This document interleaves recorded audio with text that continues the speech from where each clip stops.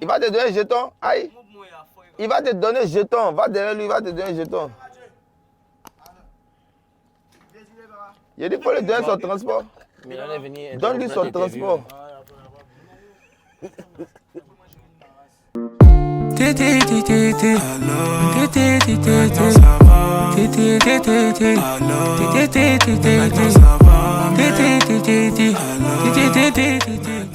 Hello la team, nous revoilà encore pour un nouvel épisode de Titi Showtime. Là on est avec l'un des lourds, très lourds du rap ivoire.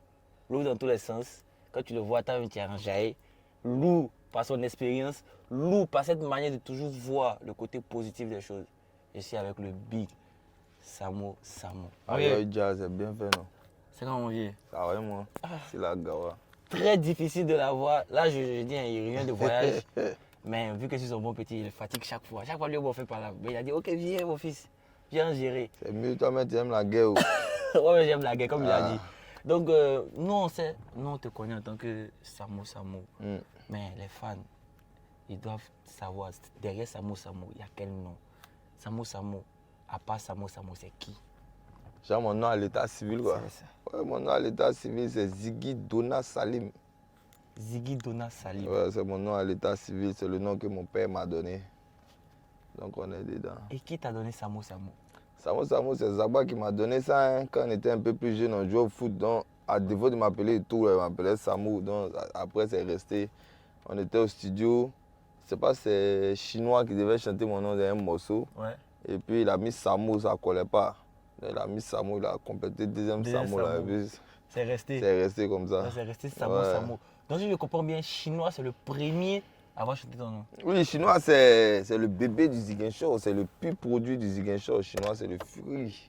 Chinois, c'est le monument. C'est la première production voilà. du Ziguin Show. Bon, pas production en tant que telle. On était les grands frères. Il n'y avait pas jeton pour produire quelqu'un. On était là pour donner un conseil seulement. Ouais. Donc voilà, c'est Chinois le premier qui a fait les premiers pas. Voilà, c'est Chinois qui a fait les premiers pas grâce à Zagba le Requin. Grâce à Zagba le Requin. Un nom qui revient toujours, Zagba le Requin. Ouais, c'est mon ami. Dans la vie, il faut reconnaître ceux qui font le bien faire.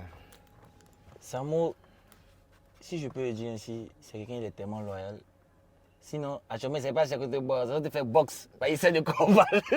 Mais, vu cette loyauté qu'il a, cette gentillesse qu'il a, il est toujours présent pour nous les jeunes. Donc, je parle de ça maintenant pour te poser une autre question. Aujourd'hui, tu es dans le showbiz, je peux dire, tu incarnes cette jeunesse-là qui, par persévérance, arrive à faire de grands trucs. Mais avant ça, tu étais dans le football. Ouais. Pourquoi avoir arrêté le football et tout d'un coup, tu te retrouves dans le showbiz? Je ne sais pas pourquoi avoir arrêté, mais c'est. Je dirais plutôt. À cause de quoi? À cause de quoi? Tu vois, parce qu'au fait, tu sais, quand tu es jeune, tu as des rêves. C'est ça. Tu envisages de devenir quelqu'un. Il y a des gens aujourd'hui, ils sont là, ils disent, il est devenu pilote, il demande à un enfant, il fait quoi? Non, il est devenu docteur, il est devenu truc, tu vois. Ouais. Et après, tu nourris cette ambition-là. Et tu fais tout pour que ce rêve se réalise. Tu vois, tu donnes tout pour que ce rêve se réalise. Après, tu peux avoir des opportunités et tu peux rentrer dans ce milieu. Mais arriver dans le milieu précis, il faut savoir faire des choix. C'est ça. Tu vois, des choix de vie. Moi, personnellement, je ne dirais pas que c'est des mauvais choix, mais je dirais que c'est Dieu qui n'a pas voulu que ça se termine ainsi. Ouais. Parce que contrairement à d'autres, moi, j'ai fait le niveau professionnel et tout, même avec Zagba. Okay. On a joué ensemble le championnat des moins de 15 ans à Yopougon. Après, on s'est séparés. Moi, j'étais au stade d'Abidjan. Je suis allé à la FAD. Après ça, j'ai voyagé. Burkina, équipe nationale, tout ça, en Thaïlande encore, tu vois. J'ai passé beaucoup de temps dans le foot, tu vois. Et arrivé à un moment, il y a un phénomène qu'on appelle le lâcher prise. Quand tu es dans quelque chose, tu vois, ça avance. Mais ça avance pas comme tu veux. Tu peux persévérer, tu vois. Mais donne-toi un temps. Arrivé à un moment, il y a des charges, tu vois. J'ai des occupations. Mes parents ne sont pas milliardaires. Il n'y a pas persisté dedans pour dire que non, c'est comme ça. Il faut que moi, il me cherche, il m'entretienne, il fait des choses. Et il jouait des gens. Dieu lui a fait la grâce, ça a réussi. Ce n'est pas parce qu'ils ont réussi, ils doivent réussir. Mais quand il pousse, qu'il voit que ça ne passe pas, il faut que moi aussi, il me donne la chance dans un autre mouvement, tu vois. C'est comment il décide dessus, mon frère, ça. Et puis, voilà, on est là. Qu'est-ce qui était le déclic? Parce que forcément, il y a un déclic qui pousse de quitter à un point A pour arriver à un point B. C'est quoi le déclic qui t'a poussé à rentrer dans la musique? Le déclic. Oh, en fait, je faisais les deux. Ok. Tu vois, Okay. je faisais les deux. Jonglais. Je jonglais parce que je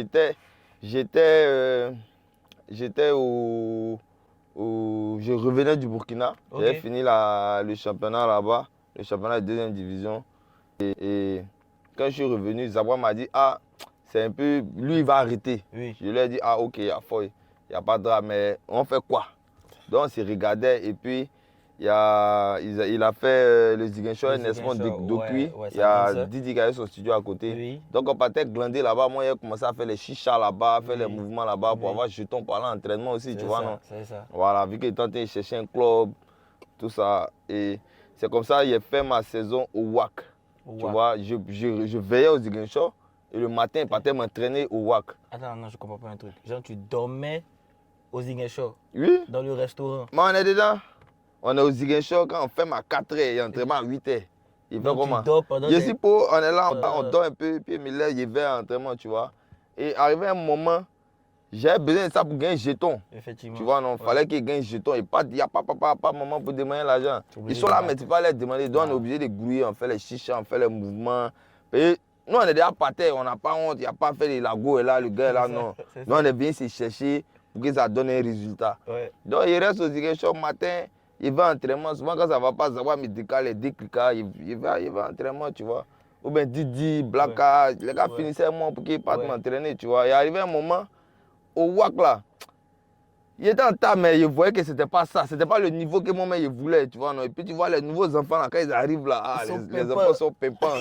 Tu vois, donc quand on joue, je vois, ils savent que le vieux père là, ils mettent les oui, mais arrivé un moment, il a vu que s'il persistait dedans, ça allait, voilà, il allait avoir des regrets. Ce n'est pas le niveau qu'il voulait. Effectivement. Je me suis connu quand j'étais plus jeune.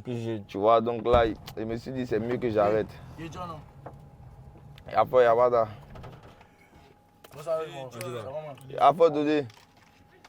Il va te donner un jeton. Aïe. Il va te donner un jeton. Va derrière lui, il va te donner un jeton. Il a dit qu'il faut lui donner son transport. Donne-lui son transport.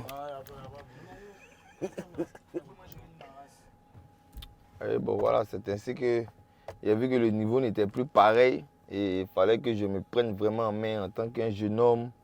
Donc j'ai décidé de lâcher prise.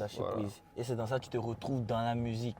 Je continue, voyez, on était déjà dedans, on faisait les soirées, on faisait déjà des trucs. Donc bon, il a fait un choix. Voilà, il a fait un choix en tant que tel. Et arrivé un moment, je pourrais dire au début, il y avait une certaine relation avec Didi. Ouais. Avec les Kiff No Beat. Pas Didi, avec les Kiff No Beat. C'est les premiers partons. C'est les premiers partons. Par la suite, moi j'ai remarqué un truc. Zagba, Samo, c'était devenu comme l'emblème de la musique. C'était voulu, c'était recherché, ou c'était parce que vous soutenez la jeune génération que c'est venu à vous? En vrai, pour ne pas mentir, c'est plus Zagba qui soutenait la jeune génération. Parce qu'on jouait le rôle de grand frère, tu vois. Ouais. Mais il menait des actions et des actes. Souvent, moi, il n'était pas au courant. Il faisait des choses que moi, je ne savais pas. Il y a des séances studio, il partait avec les enfants. Mais en dépit de tout ça, pendant qu'on se cherchait fort là, c'est-à-dire où je te disais, il devait partir en entraînement là. Ce que tu dois m'envoyer par message, vous m'envoyez ma partie de rêve dedans après partie termination.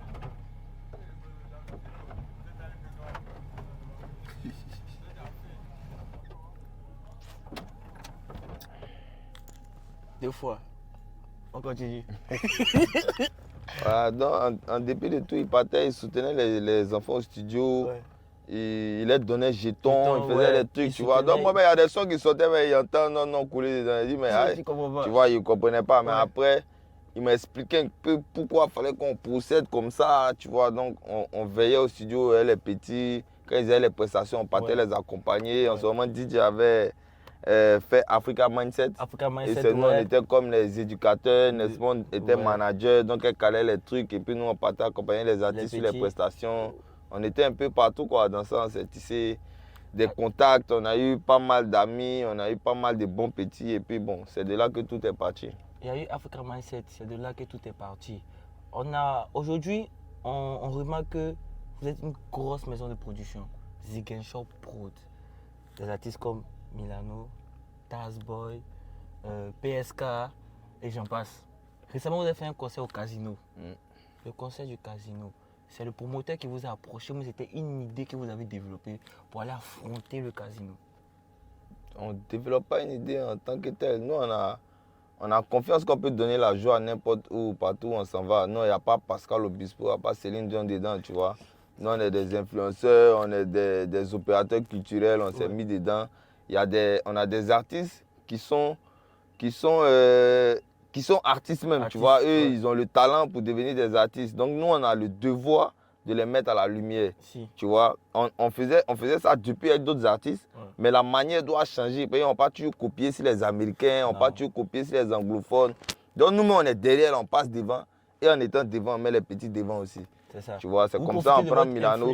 Voilà, pour mettre devant. Pour mettre les petits on travaillait Milano, il était derrière. Personne, au début, Milano, il y a longtemps, il est dans le game. Les gars ne voulaient pas chanter Milano. Nous, on a pris nos mal en patience avec Milano. Dupi a fait sa séance studio, il a mis Milano, il est rentré, il a saisi sa chance. Tu vois, c'est comme ça, nous, on prend Milano, on le met devant. Nous, on le positionne comme la star du truc, au fait. Effectivement. Tu vois, non? Et par la grâce de Dieu, on fait 1, 2, 3 sons, ça prend. Ça enchaîne. On est dedans. En vrai, le Casino, les gars, personne ne croyait. On s'est dit que bon, c'est un mouvement des enfants. On a vu les vieux pères, les vieux morons même dire que ça va pas durer, ça va faire comment, ça va faire comment. Et on a notre grand sœur Nesmond Decuy qui connaît un promoteur de spectacle là-bas qui devait booker un artiste. Et puis l'artiste lui a fait faux bon. Elle lui a dit, tu sais quoi, moi, il y a mes petits frères qui sont en train de créer quelque chose de grand. On va les prendre. Le gars, il a douté. Après, il a regardé. Il s'est dit, bon, ok, bon, il a essayé. Tu vois, non? Un temps essayé, là. C'est l'erreur qu'il a fait. C'était le genre archi comble. C'était B. C'était une fierté de voir le coup du matos de remuer tout Paris. Parce qu'ils ont cru. Beaucoup de personnes, on voit sur les réseaux, beaucoup de personnes disent, ah, vous êtes trop devant, les petits sont derrière. Mais en vrai, au Casino, non, tout le monde était devant. C'est une manière de travailler. Nous, on n'est pas obligé de prendre Renard pour voyager. On n'est pas obligé de prendre un tel pour voyager. Mais c'est des gens qui ont travaillé depuis. Tu sais, Renard, la team de Poy comme ça, là, il y a 5 ans en arrière, ils ont cru en nous. Nous, on est venu les voir, on a commencé à travailler ensemble depuis la danse du cœur et tout. C'est normal qu'aujourd'hui, si nous, on est devant, on les met dans tout ce qu'on fait et puis on avance ensemble. La vie, là, c'est d'avancer ensemble.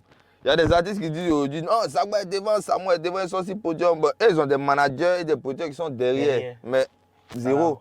Tu vois, aujourd'hui, il faut pouvoir travailler ton esprit pour pouvoir créer un plus. Tu vois un peu. Ton business. Voilà, c'est ça. On ne va pas toujours rester là pour dire que non, autant de John y aller, le manager était derrière, donc le manager reste derrière. Bon, ton manager est derrière. Et s'il n'a pas le réseau, le contact d'investissement, donc il fait quoi? Il ne peut rien créer. Nous, on arrive dans l'industrie en forcing. Donc tout ce qu'on va faire là, c'est quelque chose de nouveau. Tu vois, il peut devenir batteur de Milano, mais si le batteur peut, si le manager, c'est moi, c'est mon contact, c'est moi qui décide de faire comment il y a même mon artiste à la lumière. Le reste, il m'en fout. Lui qui critique, c'est son problème. Le plus important, c'est que le résultat soit le résultat. L'enfant avance, sa famille est tranquille, son compte bancaire est tranquille. Le reste là, il m'en fout. Il fait des tournées un peu. Voilà, il y a des artistes aujourd'hui qui sont levés pour clasher. Non, l'artiste est là, le manager est là, mais toi, ton manager à la maison, ta carrière, on ne voit pas. Tout est dit. Toi, ton manager, il est derrière, mais ta carrière, on ne voit pas.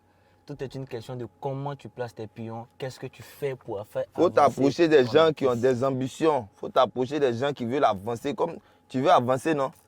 Avant de travailler avec quelqu'un, tu lui demandes ce qu'il veut. Moi, j'ai commencé à travailler Milano, là. J'étais derrière. Mais Dieu fait qu'il y a un mouvement qui prend. Le mouvement est là et puis on me place devant. Et moi, je gagne un jeton, je gagne un contact, je gagne une télé. L'artiste aussi gagne une télé. On va dire que non, on ne fait pas pour le bienfait de ce que les gens vont penser. Ah, mon ami, ils n'ont qu'à penser. On est quitté trop loin. En vrai, c'est ça. Ils sont quittés assez loin. Non, c'est un problème. Tu sais, les Ivoiriens sont toujours pressés. Quand aujourd'hui, on parle d'événements, de spectacles, les gens associent ça directement au palais de la culture. Nous, on n'a pas annoncé. Nous, on a fait un truc pour dire le 3 août, on a un concert. On peut être aujourd'hui le payant et puis aller faire un concert au palais. Le palais, oui. Mais on a décidé de faire le palais là. C'est la salle mythique. On va forcément faire le palais. Mais aujourd'hui, nous, on est des gens de challenge. Et on ne commence pas comme les autres. On a commencé à Paris pour revenir à Abidjan. Tu vois, et puis ça, c'est quelque chose que les gens ne font pas. Et que même Gadi Selim n'a pas fait ça. On fait l'inverse. Donc nous, on va aller dans quelque chose qui est grand et puis on se retrouve au palais. Tété, tété, tété. Tété, tété, tété. Mon vieux, il y a beaucoup de personnes qui sont passées là. À chaque fois qu'ils parlent, ils me disent on m'a dit. Moi, je ne sais pas si toi tu as vécu un truc où on t'a dit, mais toi-même personnellement tu as vécu quelque chose. Ah. Ce que moi j'ai vécu là, c'est fort. Hein. Hey, vieux. Ouais. C'est fort. Dis-moi. Parce que Ta voix a diminué, on dirait que c'était fort. Non, c'était fort. Tu ne peux pas comprendre pourquoi Zagba on l'appelle le requin. Et il ne peut pas chercher, c'est ce qu'il a vu là, c'est ça, il peut dire. Tu vois, on l'appelle le requin parce que avant on jouait ballon. Oui, effectivement, tu l'as dit. Donc un jour, on jouait à Port-Boué et puis ils ont tiré le ballon. Le ballon est rentré dans l'eau. Tu vois, le ballon a duré dans l'eau. Ça fait au moins 3 heures. On cherche le ballon, on est au bord de l'eau, on ne voit pas. On cherche Zagba aussi, on ne le voit pas. Tu vois, et à un moment, on regarde, Zagba est sur le dos d'un requin là-bas et puis il a attrapé le ballon. Tu vois. Attends, je comprends pas. Attends. Zagba est où ça? Sur le dos d'un requin. Sur le dos du requin, comme ça, il a attrapé comme ça, avec le ballon. Et puis il dit, c'est Maudit là qui voulait cacher le ballon. Donc, depuis ce jour, on l'a appelé Zagba le requin. Donc quand le ballon tombe, il appelle le requin maintenant directement. Et puis il vient directement avec le ballon. Vous souffrez. Chacun vient m'expliquer. J'ai vu, si elle dit pour autre personne, elle dit, moi, ça c'est mon ami. Ouais, les gars, c'est le Titi Showtime avec le commandeur Samo. Aïe, ça, c'est bien ma méchant. Merci la famille. Ensemble.